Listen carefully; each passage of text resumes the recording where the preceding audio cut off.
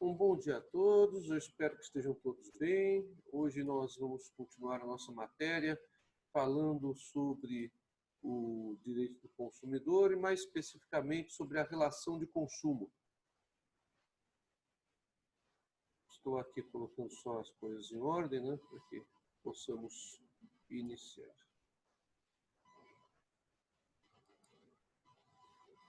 Deixa eu ver aqui. Perfeito. Perfeito. Bem, para falarmos de relação de consumo, bom dia ao Matheus, que está entrando agora. Nós conversamos na aula passada a respeito da relação de consumo como uma relação jurídica dotada de características especiais entre o fornecedor e o consumidor e o objeto dessa relação jurídica, que é um produto ou um serviço.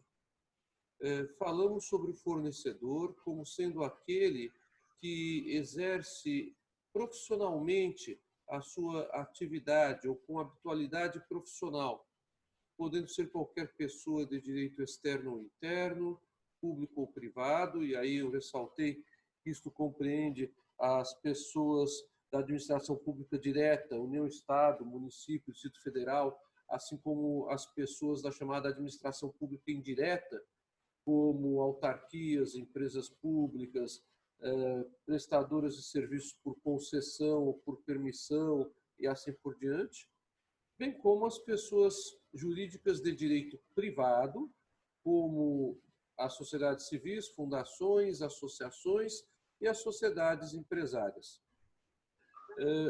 Conversamos também na semana passada a respeito do objeto de direito, quando conversei com vocês que, de acordo com o Código de Defesa do Consumidor, produto é todo bem, móvel, imóvel, corpóreo, incorpóreo.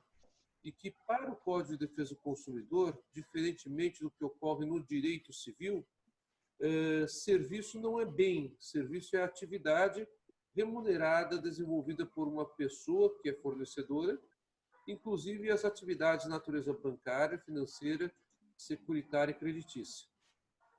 Fundamentalmente eram essas as observações, muito em síntese daquilo que a gente conversou na semana passada, que nós falamos bastante coisa, né?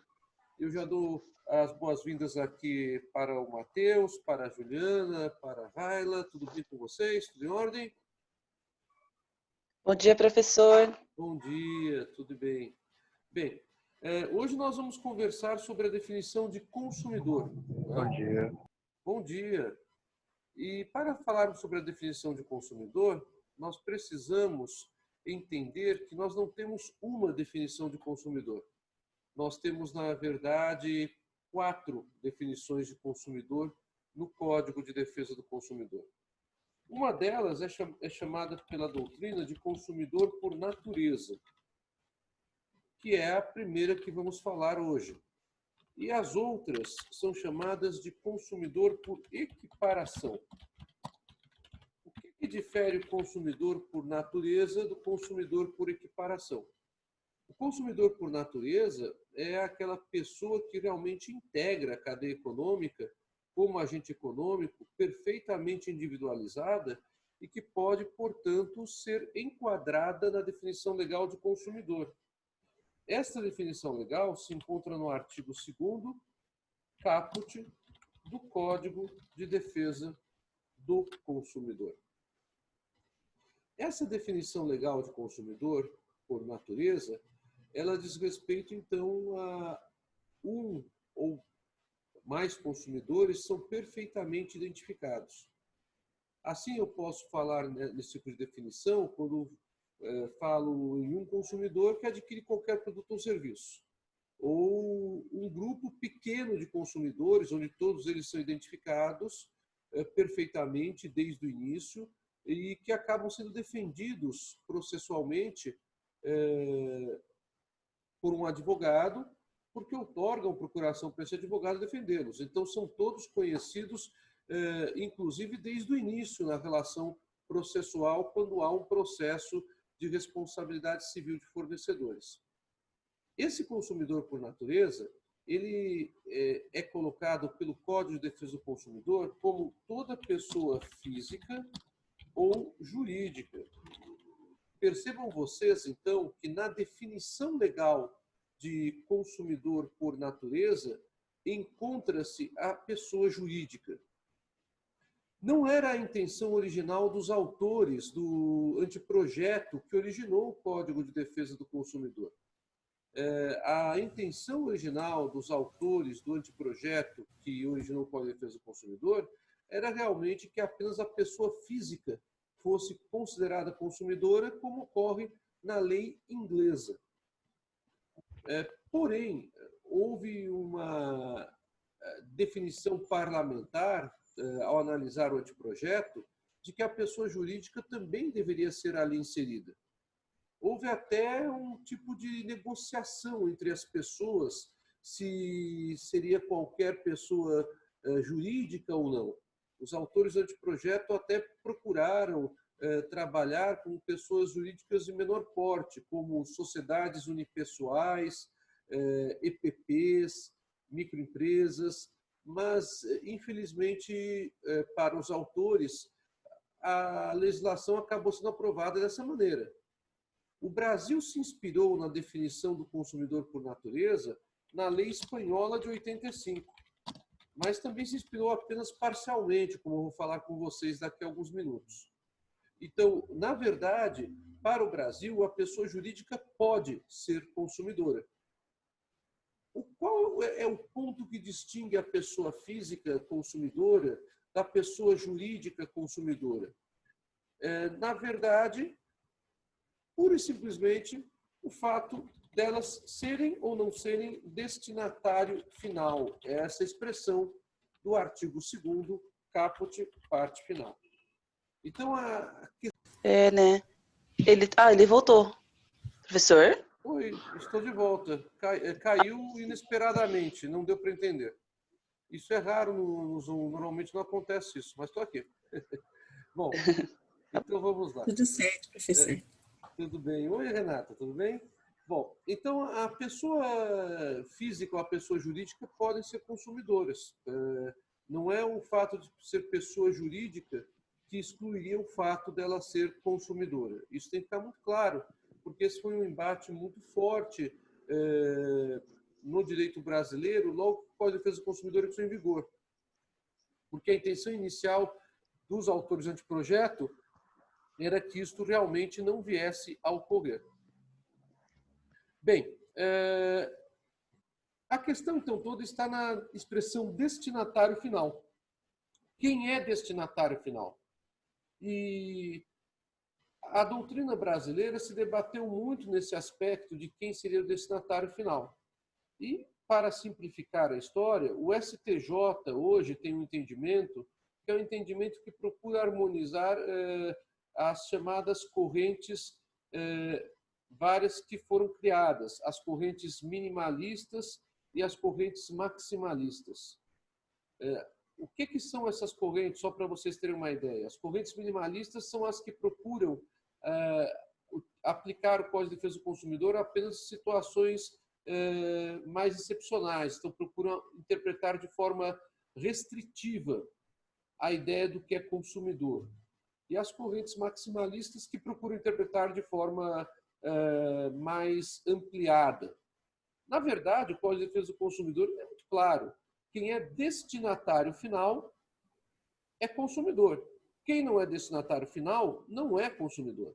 Então, diante disso, o STJ adotou a teoria que se chama teoria finalista mitigada.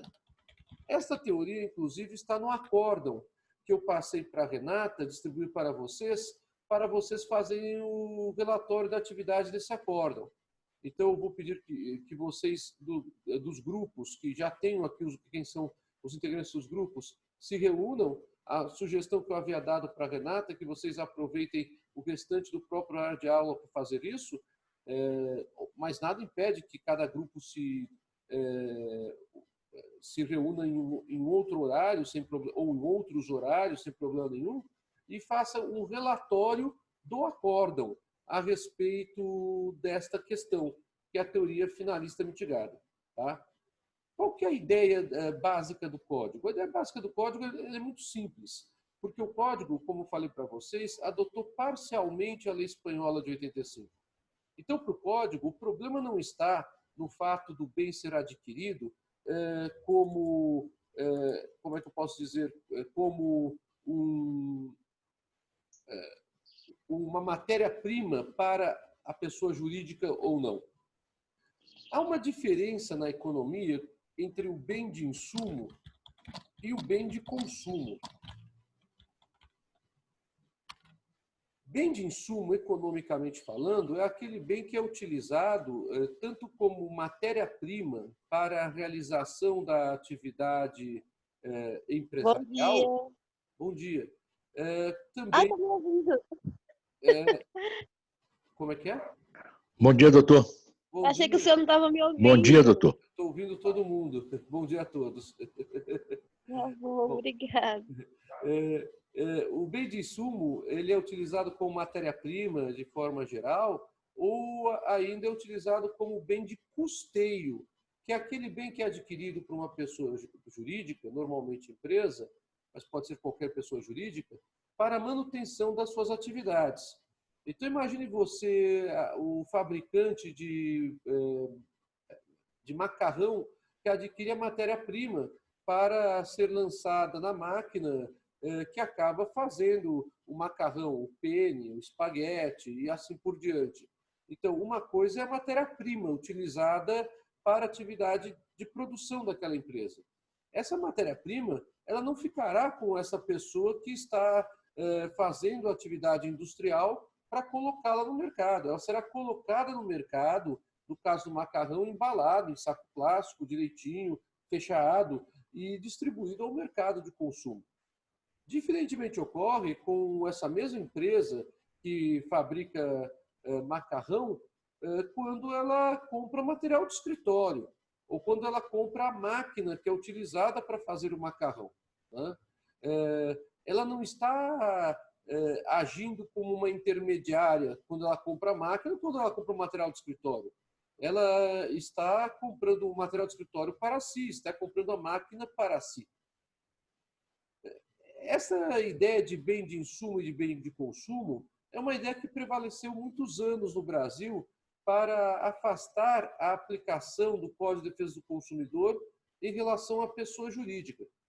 Mas é uma ideia que tem expressa disposição legal na lei da Espanha, de 85, mas não tem aplicação expressa na lei brasileira.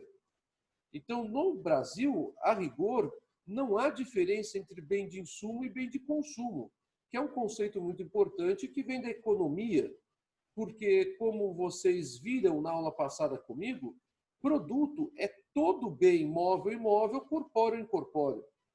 Então, não existe no direito brasileiro a diferença econômica entre bem de insumo e bem de consumo, embora muitos autores se utilizem desta diferença para reduzir a aplicabilidade do Código de Defesa do Consumidor em uma série de casos. O STJ, procurando mitigar esse entendimento de ordem mais econômica, que é da teoria finalista econômica, o STJ acena para a teoria finalista jurídica.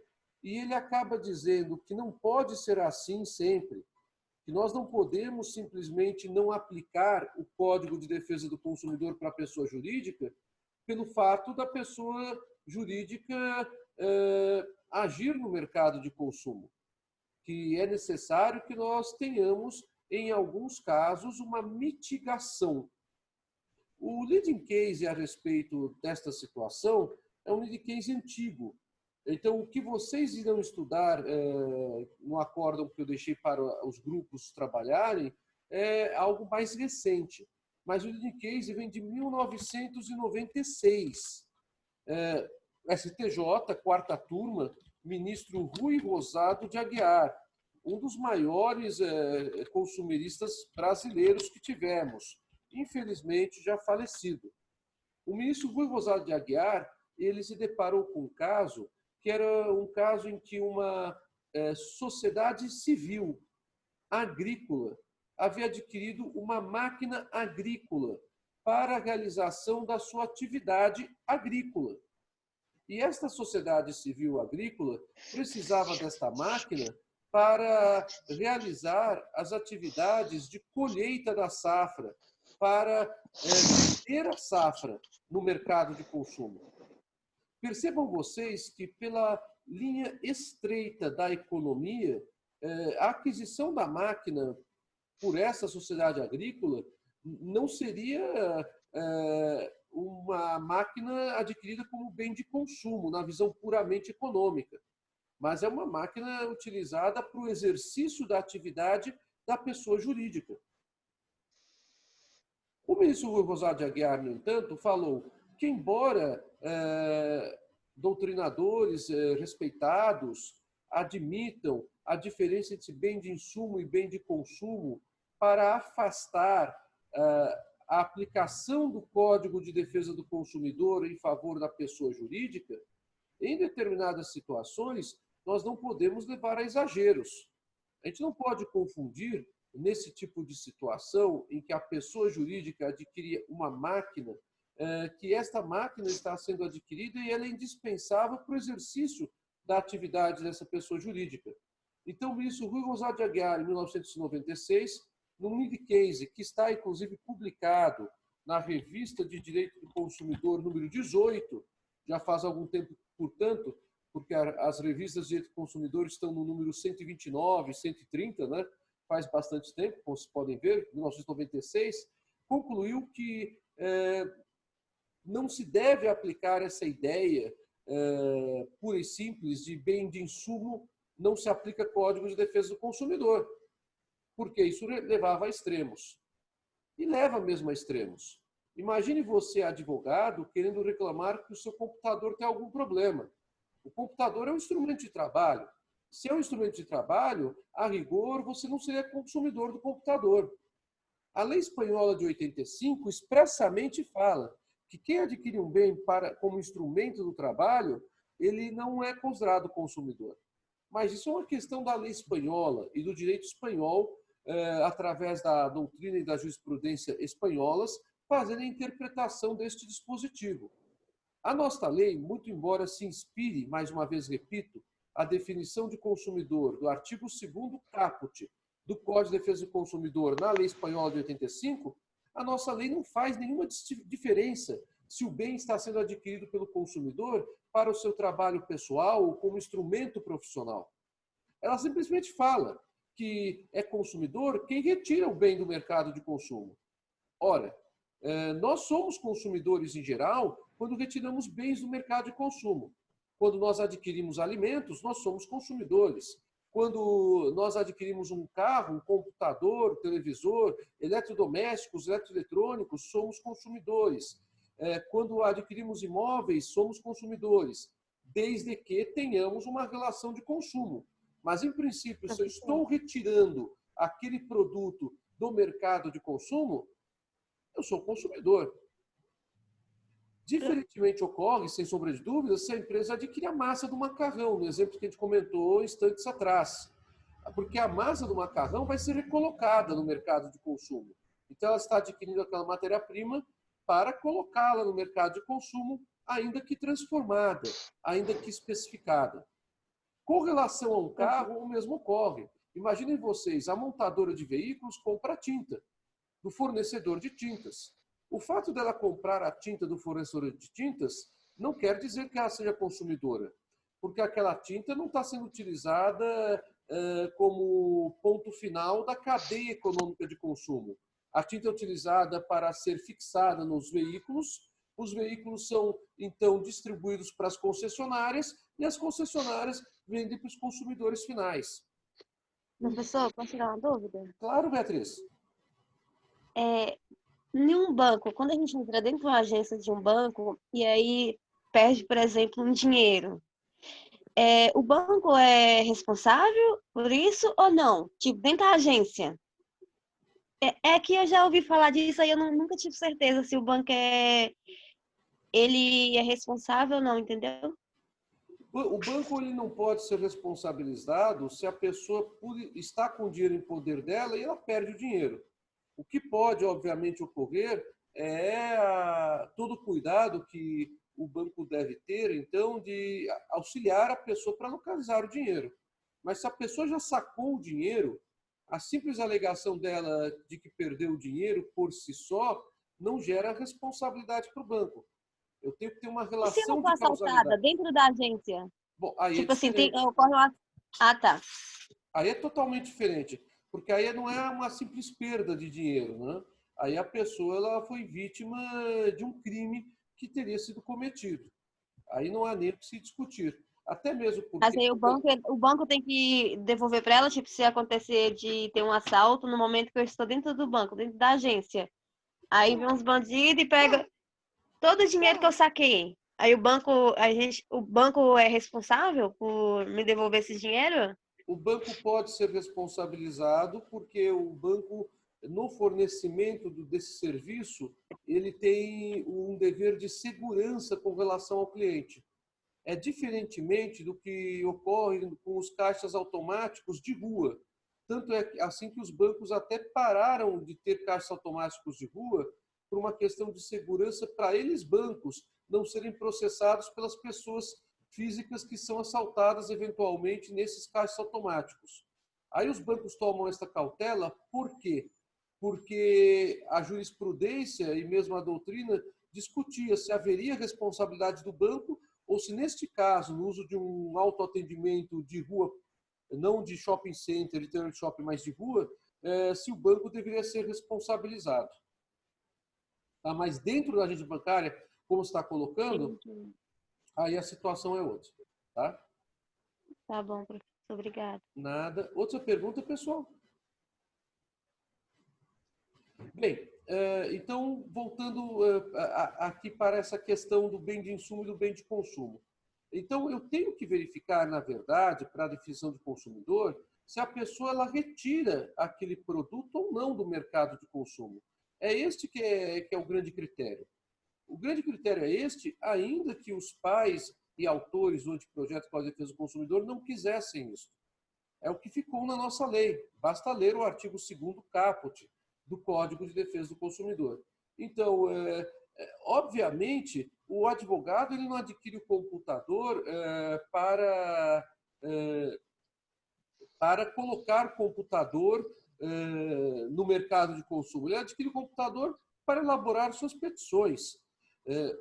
A pessoa que adquire uma máquina de costura, a costureira que adquire a máquina de costura para fazer o seu trabalho, ela não vai colocar a máquina de costura no mercado de consumo, vai colocar no mercado de consumo o resultado da atividade dela na máquina de costura.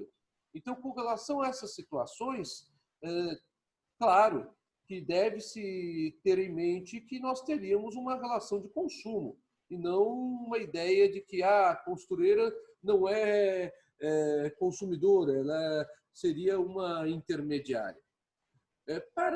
Para mitigar essa discussão entre finalismo econômico e finalismo jurídico, é que o STJ acabou reconhecendo a teoria do finalismo mitigado, a teoria finalista mitigada. E nessa teoria finalista mitigada, o STJ acaba adotando a ideia do bem de insumo e de bem de consumo, que não é uma ideia legal, né? Isso acho que ficou claro para vocês, porém de forma mitigada, analisando a possibilidade, então, da pessoa ser considerada consumidora diante da sua vulnerabilidade. A vulnerabilidade do consumidor é um princípio que nós vamos estudar, que é aplicável normalmente no Código de Defesa do Consumidor por força do artigo 4º. O artigo 4º, inciso 1º, declara que todo consumidor é vulnerável perante as práticas de fornecedores no mercado de consumo. É o que está no artigo 4º, inciso 1º. Ora, todo consumidor é vulnerável. Este princípio do direito do consumidor, que está expresso no artigo 4º, inciso 1º, é considerado unanimemente, isto é, por toda a doutrina, como um princípio iure et iure, ou se vocês preferirem, é que esta expressão latina é uma presunção absoluta, que não admite prova em sentido contrário. Então, a rigor, a vulnerabilidade não precisa ser discutida. Se a pessoa física ou jurídica é consumidora, ela é automaticamente, por força da lei, considerada vulnerável naquela relação de consumo, porque não é ela que tem o conhecimento todo sobre o produto ou serviço que ela está obtendo. A teoria finalista econômica, ela invertia esta situação e falava, nós temos que ver se a costureira é vulnerável ou não é. Ela é vulnerável, então vou aplicar excepcionalmente a ideia de que ela é consumidora. O advogado, ele é vulnerável com relação ao computador, então eu também vou aplicar excepcionalmente o Código de Defesa do Consumidor em favor dele. Mas não é esse o espírito da legislação. O espírito da legislação é muito claro. Ele está ali disposto no artigo 2º. E não há a diferenciação. Se obtém como instrumento de trabalho, não é consumidor, como existe na lei espanhola. E também não há diferenciação entre bem de insumo e bem de consumo, que é uma definição típica da economia. Por conta disto, a colocação que o STJ tem hoje é uma colocação um pouco mais ponderada, um pouco mais próxima da realidade daquilo que está na lei. Então, eu não posso simplesmente dizer que se é bem de insumo, não vou aplicar o Código de Defesa do Consumidor em favor daquela pessoa que adquiriu o produto ou serviço. Eu tenho que, na realidade, verificar se ela é realmente a destinatária final daquele produto ou serviço. Esse é o tema que vocês vão debater no grupo que está no acórdão disponibilizado através da Renata e que ela deve passar para vocês hoje, né, se já não passou, e eu peço que vocês entreguem isto até a semana que vem. Eu vou passar o meu e-mail aqui na aula, mas também vou deixar meu e-mail com a Renata. Ela, se ela puder passar para todos, é roberto.senise, estou colocando meu e-mail pessoal, para que vocês não tenham algum problema em razão dos problemas da plataforma, tá? @gmail.com. Então, eu peço que vocês entreguem esse relatório por grupo, não é individual, é por grupo, até a próxima quinta que vem, tá bom? Nesta análise do que é bem de insumo, se é consumidor, não é consumidor, no caso concreto. Oi, Beatriz. Mesmo que seja em grupo, cada um tem que postar na sua plataforma, porque senão a pessoa fica, tipo assim, como se estivesse com a atividade atrasada. Não, na plataforma, quando a plataforma estiver funcionando, porque a informação que me foi dada ontem pela Renata é que ainda não está funcionando para todos vocês, né? O lançamento tem que ser individual. Para mim, basta que vocês me mandem para o meu e-mail em grupo mesmo, tá? Por que na plataforma tem que ser individual? Porque a pessoa ela precisa ter a marcação dela na plataforma. Então, quando a plataforma estiver em ordem, vai ser levado em conta pela instituição, pela Campos Sales, aquilo que está ali. Boa colocação, Beatriz. Tá, por exemplo, minha plataforma tá ok. Aí eu posso postar ou se eu prefiro que ninguém poste enquanto de todo mundo não estiver ok? Não, para mim, Para não dar confusão. para mim, todos que estão com a plataforma ok podem postar. Não tem problema. Tá, então tá. Mas eu estou recolhendo por grupo, porque aí eu já faço a análise dos trabalhos por grupo e já tenho separado o que aconteceu com cada grupo, tá? O que quer dizer, com cada vocês, por consequência. Tá bom? Eu tenho uma dúvida, tipo um negócio de direito do consumidor. Por exemplo, eu sou uma vendedora autônoma. Sim. Eu vendo coisas na rua. Sim. Aí quem compra na minha mão, que é o consumidor final, né? Sim. Mas se tiver algum problema, a pessoa vai reclamar comigo ou com quem eu comprei? Tipo assim, porque eu me confundo. Tipo, o consumidor final, eu que vendi o produto, mas também eu fui consumidora da empresa, entendeu? De uma empresa. Beatriz, eu sinto lhe dizer, mas na maioria dos casos é de você mesma. Eu então, como que lhe funciona, dizer. professor?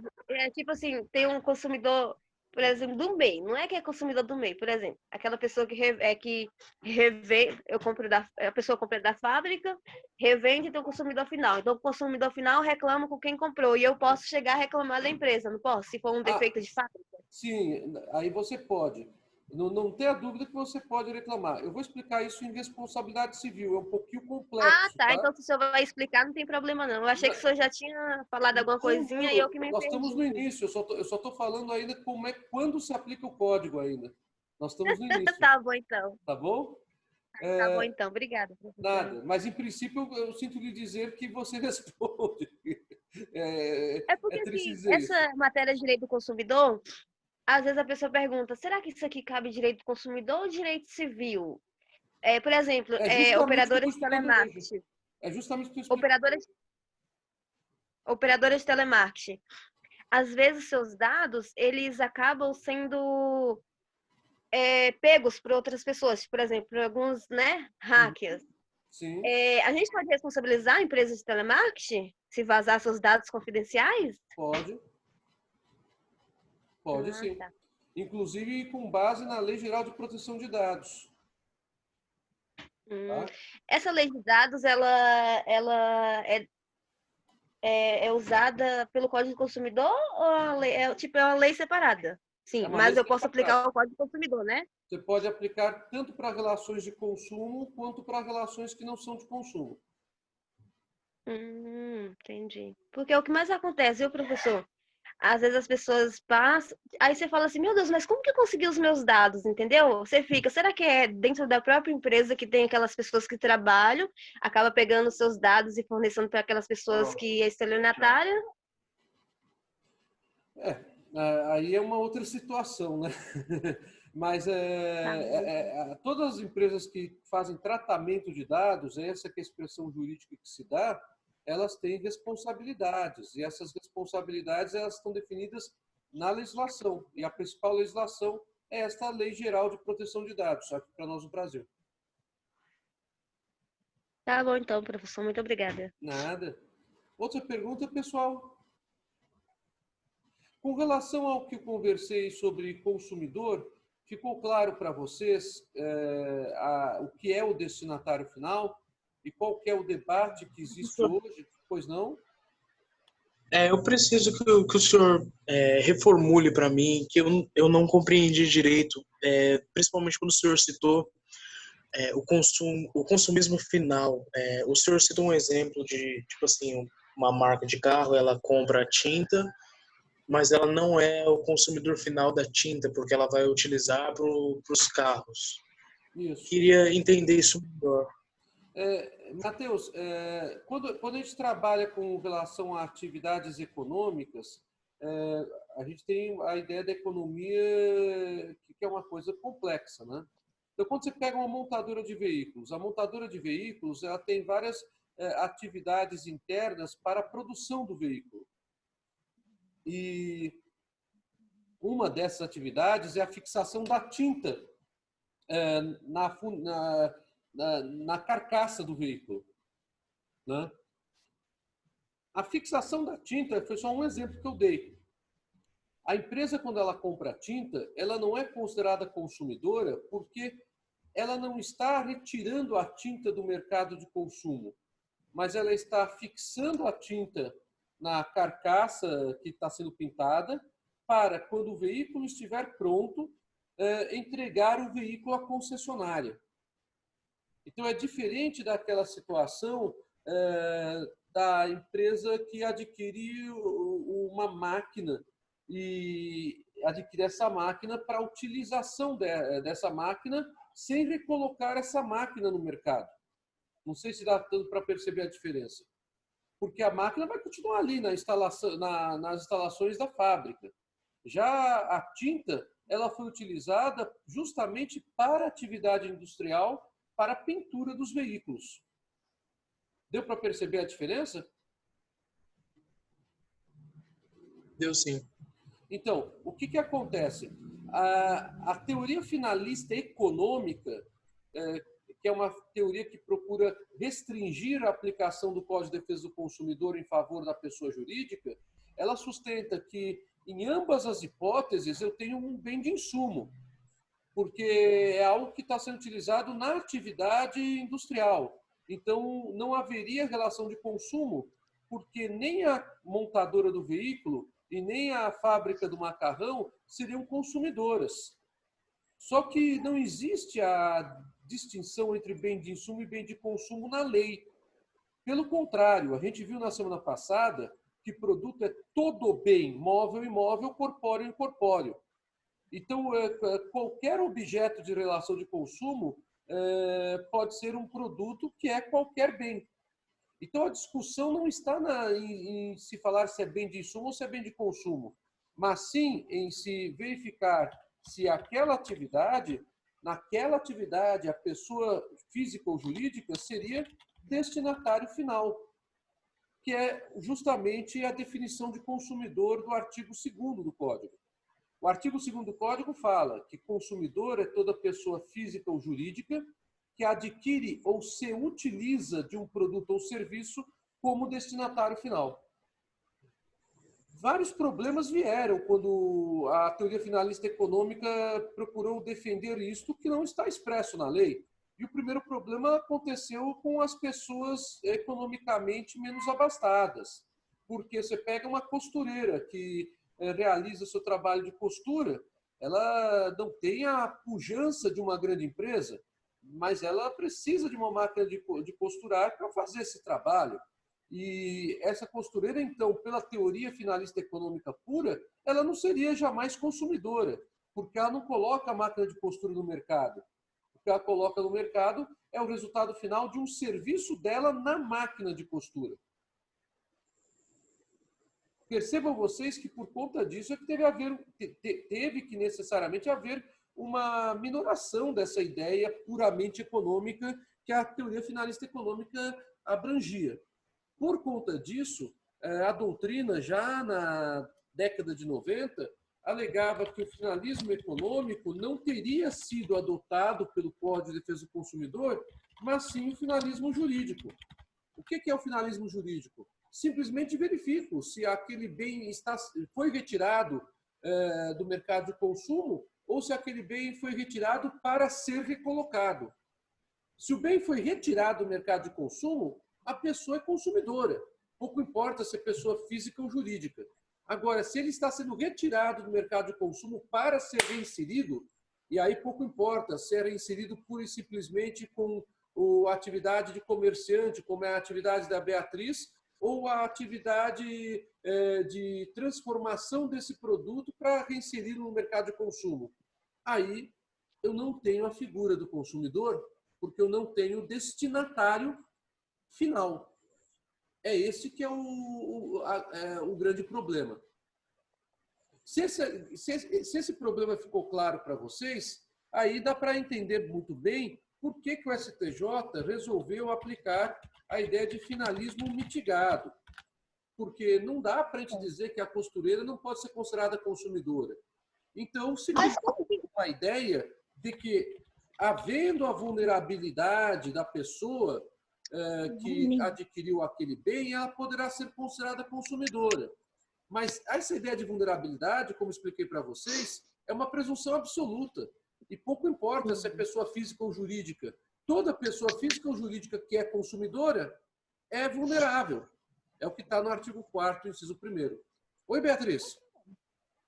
Como que os tribunais, tipo assim, vai muito pela teoria e não aplica exatamente, exclusivamente a lei? Por que pode fazer isso, entendeu? É uma questão de interpretação do direito, né? O STJ acabou sendo o tribunal que deu essa interpretação, que é, sem sombra de dúvidas, uma interpretação mais equilibrada. Uma interpretação que me parece bem mais razoável do que a do finalismo econômico. Só que aí eu posso entender, então, que...